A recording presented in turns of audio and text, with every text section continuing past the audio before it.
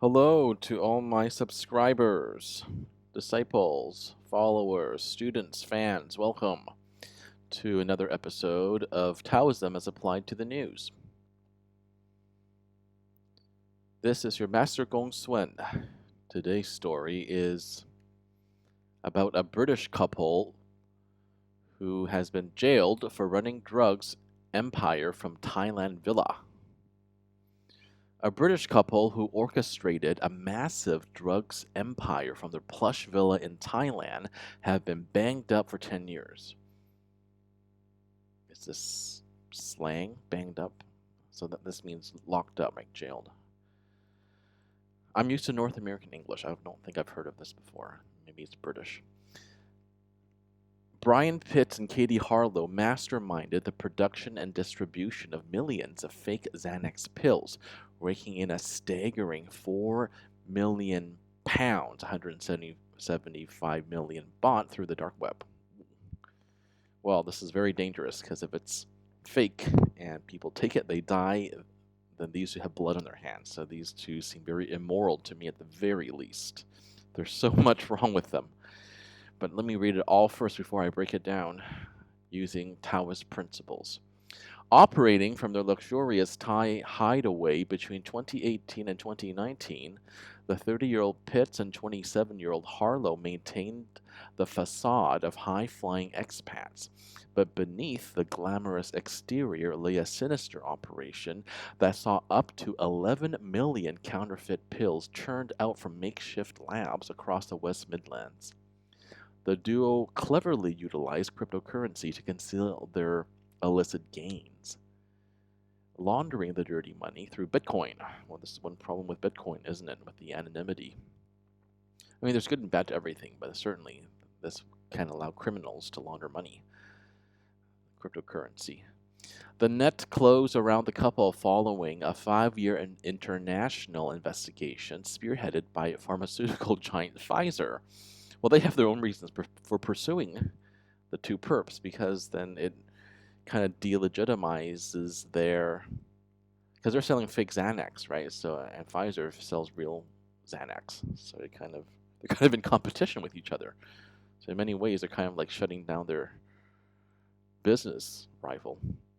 Pfizer is, anyway. Their globe-trotting lifestyle came crashing down in August 2019 when they arrived from Thailand, their luggage crammed with designer clothes and Rolex watches.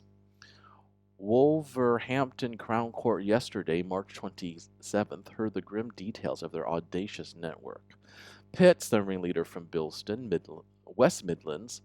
See, I'm not from England. I'm not familiar with any of these places, so I hope I'm pronouncing them right. Reportedly confessed to conspiracy to supply Class C drugs and trademark offenses, earning himself an 8-year stint behind bars.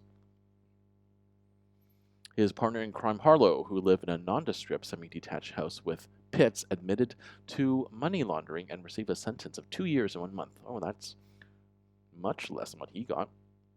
He gets 8 years, she only gets 2. Looks like she got off light then. All right, I won't read the whole thing, but let's continue with the most interesting parts. The gang's counterfeit concoctions could have unleashed untold harm on unsuspecting users, an insidious threat now neutralized by law enforcement. Well, that's definitely true. If it's fake, then that could have killed a lot of people. For Pitts and Harlow, the dream is over. Their ill-gotten gains and lavish lifestyle now serve as a stark reminder of the price to be paid for playing the dangerous game of international drug trafficking. Well, that's definitely true. Well, the Tao says you should not be engaging in any sort of trade or livelihood or work that can endanger someone else either directly or indirectly. That is really bad karma and terrible for your soul. For those who are curious, I did study a little bit of Buddhism in the past, and Buddhism says the same thing. What they did is very much against one of the eightfold noble paths, the right livelihood one. For example, an assassin could never hope to achieve nirvana because your livelihood interferes with attaining enlightenment, transcendence, all of that. right? Because your very actions put you at odds. They are a contradiction to what you're trying to attain, which is enlightenment. So that's really bad. And Taoism says the same thing, something similar. At the same time, though, I mean, this is just common sense, not necessarily even Taoism, but when you are running an illegal business, how can you possibly rest and relax? You're looking over your shoulders every minute to see if someone has caught up to you, if they're onto you, to see if Interpol or local police are hot on your heels. So if you can't relax, then how can you possibly enjoy it? Because you're constantly, because you know they're after you. So that's not necessarily even Taoism, that's just common sense. So anyway, Taoism says, quite simply, law of cause and effect, right? The cause is that they knowingly engage in illegal international drug trafficking, and the effect is they will eventually be caught and sentenced. I still think they got off really easy, really lightly, especially the woman. Only 2 years. In other places, they would be executed. Places that have a much harsher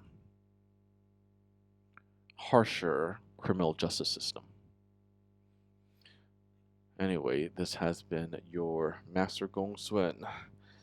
As usual, keep living in alignment with the Tao, unlike these two here.